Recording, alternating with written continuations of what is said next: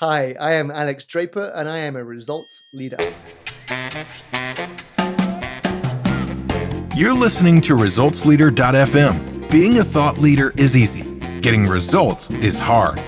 This show is for the results leader who lives and dies by their results. Here is your host and Chief Results Leader, Jonathan Rivera. Yes, y'all. It's time once again for another ResultsLeader.fm. So stoked that you are here. If you're new around here, welcome. If you've been here before, welcome back. So glad that you're here. This is the only show on the internet dedicated to the men and women who are getting results for their clients. Today's guest is Mr. Alex Draper. He's the founder and CEO of DX, a people first leadership training company. He's a keynote speaker, an author on a mission to wipe out bad leadership. Let's jump in with Alex.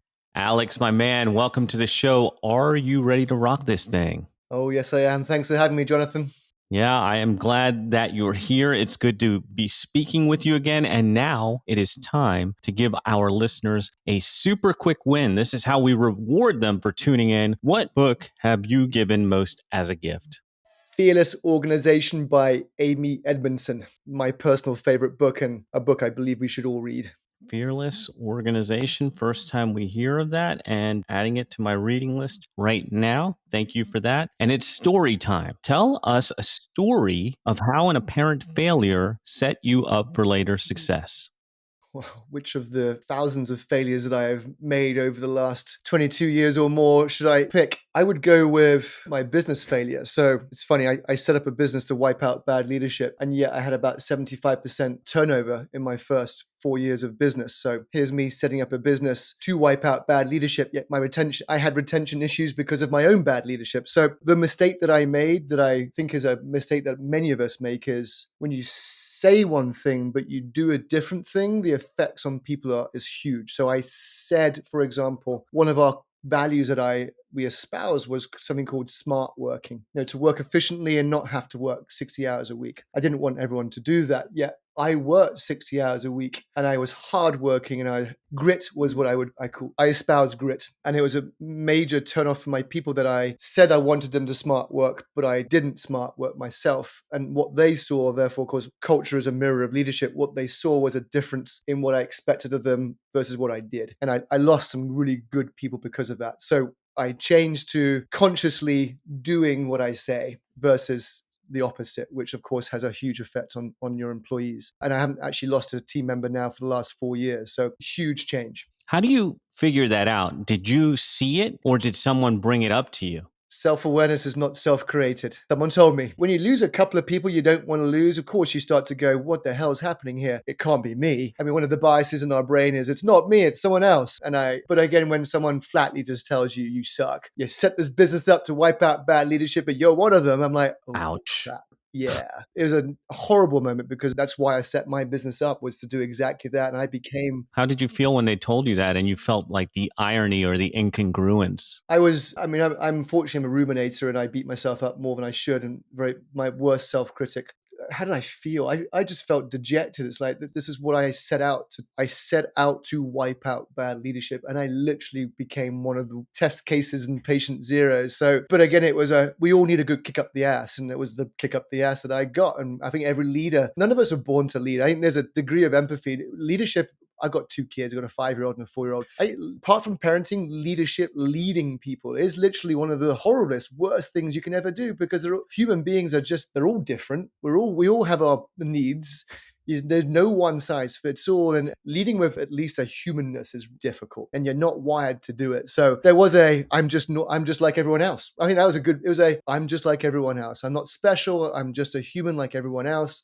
I am imperfect. I did the things that we tend to all do, and it was both saddening, but also, oh, well, that was a lesson. And it's a lesson, of course, I tell the story, and it's, at least I have empathy, a huge degree of empathy for leaders. It's not that simple. Man, it makes such a big difference that you went through it. I think that makes you a better resource for the people you serve, because you were so darn close to it. That's why I had to ask, man, because I've been there too. And you're like, damn, I'm doing everything I stand against right now. But hey, you learn, you get better. That's what it's about. And that's what this show is about. So Why don't you share what you would say is your most worthwhile investment that you have ever made? Does it have to be one? Can I say two? You can say two, yeah, three. I don't care. A recent one is the remarkable two. Number one, to save trees, because I'm a paper writer. I'm 42. I want to be 42. I'm not 42. I'm 1970. I'm 44. So I love to write on things.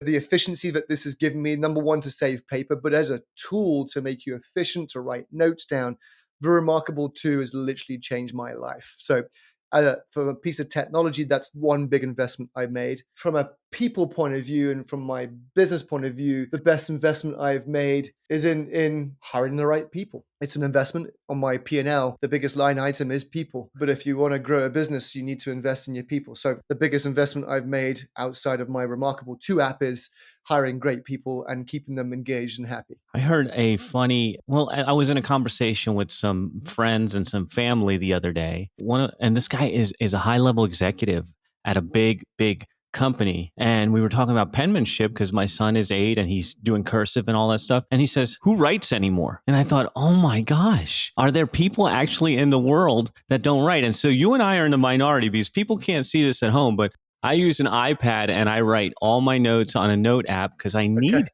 to write. I need that connection. But isn't it fascinating that people just don't pick up a pen or pencil and write anymore? It's crazy.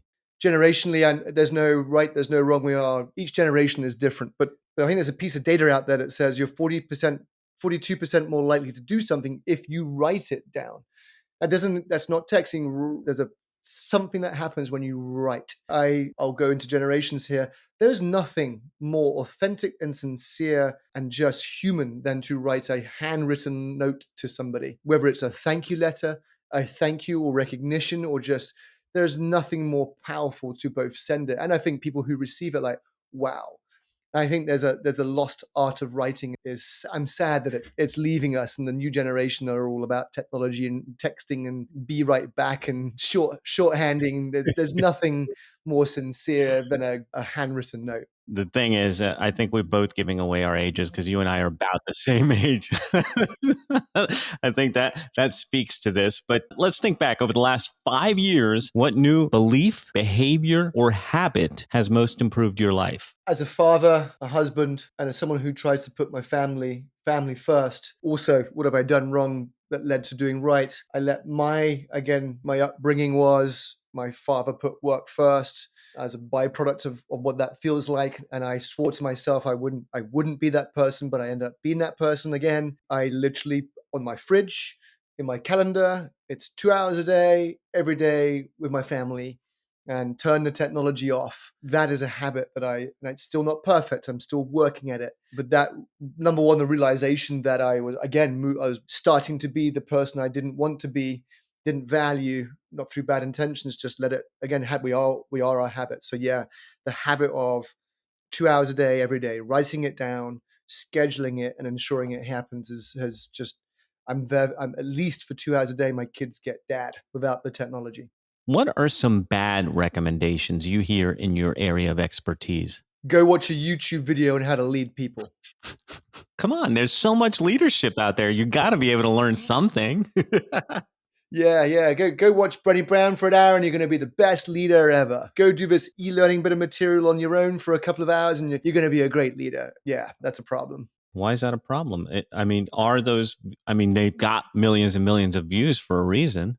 Doesn't mean you're going to change your behavior. So going back to my earlier comment, the second most difficult thing in the world, I believe, after parenting is leading human beings effectively. There's 165 biases in our brain. It's 165 reasons why we're terrible at leading human beings, because the brain is a survival machine. Its primary purpose is to keep me alive. Its primary design is survival, me though. But leadership is about helping other people survive. So we are all, by the way, selfish, self-centered machines. Congratulations, you, me, we are all, and all the listeners, you're selfish. Congratulations. It's not bad. It's just how your brain's wired. But leadership is selflessness. So how on earth can you watch a video that's going to educate you on the fact that you are selfish and you need to be selfless? No video can tell you that. You got to experience it. So the first part of change is to know that you need to change. And I truly believe, and no, I know that none of this asynchronous stuff helps you understand what you don't know. You might leave an e-learning or a video inspired, but that's not good enough. It's change is the most important part. That's it, man. What I highlighted for you folks listening, if I'm wrong, correct me, but I felt like I heard you say that we're kind of hardwired in scarcity mindset, keeping ourselves alive. And to be a better leader, we really have to tap into that abundance mindset. Yeah, agreed. Beautiful. All right, we're about to get into the results portion of the show. But before we do that, I got to ask you, have you shared the show? If you're digging what I'm laying down here, then I want to ask you to share this show with somebody who will find it helpful. Share it on your social medias. Use the hashtag ResultsLeaderFM, and I'll be looking for you out there. Thank you. Let's talk about results. Why do results matter, Alex? Just define a result. So let me just see if we're on the same page when it comes to results. So when I hear you say, why do results matter? I will go, I'm a business owner. I'm an entrepreneur. I have 9 employees. My primary purpose is to send them home less stressed than when they came and to make sure that I put food on the table. So for me, a result is linked into, am I sending them home less stressed than when they came? That's a result. And do I, through my actions, allow them to put food on the table and to live in this crazy world that we live in? Just want to make sure, are we on the same page when it comes to result? Why this question is fun, because you can go anywhere you want with it. And some people say, I had one person say, results don't matter if you don't know the right results. So it can go anywhere. Fantastic. Well, then that's where I went. So my 2 results, personally, again, there's a monetary one, which is, can I put food on my own table, and can I put food on the 9 people that I serve? And the second result is, do I send them home less stressed than when they came? So that's why result. So I agree. That's my result. Now, of course, I need to make what you just said is the most perfect answer is, well, what a result therefore will be different to every human being. But I think it's important to define the result, because that's kind of like when you wake up in the morning, what's the result that you want to achieve today? That's my result. I can only assume that everyone's got a different result, and everyone should have one. And if you don't, I guess, well, that's again a personal choice. There's even the other side of that. Bad results are good because you learn, right? It's wide open. It's wide open. Tells a lot about a person's personality. That question is like, how do you think in terms of results? And that's what I like about the question. I'll tap onto that last piece of what you said, and I think is one of the things that is wrong with, not just from what I see in American society, is a lack of humility and humbleness, which is, I even write a blog on the mistakes that I make that you don't have to. I am as vulnerable as it gets. I am open. Every mistake I make, I share with my team. I even ask the team, what did you fail at this week? Just to simulate that growth mindset. However, I train about 10,000 people per year in my business, so I get to see about 10,000 leaders. A large percentage of those, when they make a mistake, they get angry, they get upset, they're not willing to share it. It's a failure, and therefore they take it the wrong way. We as a society need to stimulate. It's okay to make mistakes. It's okay to take risks. It's okay to screw up. It's the vulnerability and humility that I think is lacking out there. And I don't think it's getting any better. So yes, not all of us have the mindset of failure is wonderful. Every time I screw up, it's like, yeah, cool. Because I won't make that same mistake again, hopefully. So yeah, there's a yes and to that one. I hope all of us can lean into failure as a source of learning. Yeah, exactly. I would take such a detour, but I can't because that's a hot topic for me. But anyways, let's move along. In the last 5 years, what new realization has helped you get better results for your clients? Empathy. My definition of empathy is meet people where they are at without judgment. The previous me was very judgy. Like, why the hell are you not coming with me on this one? This makes perfect logical sense. Are you kidding me? We might make perfect logical sense to me because we might not mean perfect logical sense to them. I always say knowing is not assuming. We're, again, going back to that brain. The brain's an assumption-making machine. A cognitive bias is a shortcut to preserve your brain energy, time, and resources to reallocate those resources to scan for threats. We literally just make assumptions. And those assumptions kill us, literally. I let my own bias get the better of me and got so frustrated why clients wouldn't jive with me and wouldn't do what I wanted them to do. Well, they have constraints and they have their own little world. So my question to myself was, am I being curious and am I listening and am I understanding where they're coming from? So empathy is such a huge driver for just, again, knowing is not assuming. Walk in their shoes, understand where they're coming from. I was not good at that, and I've become, I wouldn't say a master of it, but I'm trying to master the skill of empathy, and that's a big game changer for me. And people feel it. They're like, God, Alex, how did you know? Because I'm listening, and sometimes that means we can't serve my clients. So that curiousness also allows you to get them to say no quicker. And I think in my business, it's getting people to say no is a good thing. Empathy was a game changer for me. Do you think that, I don't know if I got this correctly, but is your oldest 5 years old? And Yes, you developed this empathy in the last 5 years? Do you think that's related at all? parenting. Yeah. I mean, yeah, you gotta have it. Yeah, you know what? Wonderful little bit of intuition there, No, Jonathan. because Yeah, I feel it. I have an 8-year-old and I feel it. Like, I'm like, oh man, like this kid just had a long day at school and I'm trying to get him to do homework. Maybe I should give him a snack and video games first. And then it makes me think of everything more empathetically because I got this human I'm responsible for. yeah. I think you're maybe onto something. And again, let me define a good parent and not so good parent. A parent who wants to do good by their kids needs empathy. And there we go. My change in life obviously was when I had my first kid. Empathy for my wife, right? Bless her Everybody, cotton right? socks. You need to be a good parent. You need empathy, and that makes you a better human being. Yeah, I love it. That's crazy. What area of your business would you like better results? Marketing. My business is it's non-tangible. Our purpose is to wipe out bad leadership. How we do that it's an experiential journey with our clients. We're training and educating and inspiring and motivating and building new habits within their leaders. It's hard to grasp, and how do I get more leads? How do I find people where they have this problem is probably my biggest challenge. When I find a lead, because we're what we do is very unique and we have a huge differentiator and our clients love us, but it's how do I market what we do? I have 7 years of been doing this now. I've eternally struggled to figure out how do I effectively and efficiently find people who have the problem that we are trying to solve. What results are you most proud of? I am proud of when the shit hit the fan in March of 2020. So we were an in-person only leadership training company. I lost $1 million contract and I lost probably about $3 million of business in about 4 weeks. Wow. Literally, we went from a game-changing year, which it was going to be, to zero. I kept every single employee employed. We made sacrifices. I made sacrifices. So I think the thing I am most proud of is I kept everyone. I could have fired them all and just said, we're done. But we said we have to change our business overnight. We got to go from in-person leadership training to virtually led in experiential learning, which we haven't done before, no idea how to do it. Not only did we create a new product and a new product line that actually made us more stronger, and again, 3 years later, we're kicking ass again, but I kept everyone employed. And I had no idea how I did it. I'm a million in debt because of it, but our business is stronger, and I've got a team of people who hopefully are stronger because of it. And that to me, I'll take that one to my deathbed.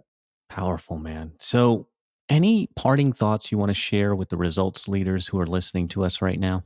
I think it comes to what you said earlier about results. They need to be defined. They are different to everybody. I think this goes to leadership. So leadership is the selfless act of positively influencing those in your service. I implore everyone to make sure that the result that you have defined have a selfish result for me. Right. My result is to retire by the age of 55 so that I can be everything to my family that I want to be. And I can have the luxury of doing what I want when I want to do it. And I can give my kids what I didn't have. So that's my personal result. That's selfish. But I have a selfless result. My job and duty is to ensure that my people leave work less stressed than when they came. And I do whatever I can to that. So please have a selfish one, but also please have a selfless one and a leadership result that is not personal to you, but is a selfless act would be my parting gift. I know our listeners are going to want more from you. Where can they get it? Go find me on LinkedIn is the best one. So Alex Draper, do Alex Draper DX Learning. Follow me. Follow my DX Learning page. We put so much people first stuff out there about leadership and trying to wipe out bad leadership and things that you can do. That's the best place to find me. And our website, if you're curious about what we do, is dx-learning.com. Go check out some stuff there. We will have links in the show notes. Thank you, Alex, for hanging with us. Thank you, results leaders, for tuning in. Another show is in the can. That is a wrap for another edition of resultsleader.fm. If you are out there getting results for your clients and you want to be featured on the show, go to resultsleader.fm now and apply to be on the show. And if you love what you're hearing, share the show, give us a rating and review, do anything to help us get the message out there. Thought leadership is easy, but results leadership is hard. We'll catch you on the next one.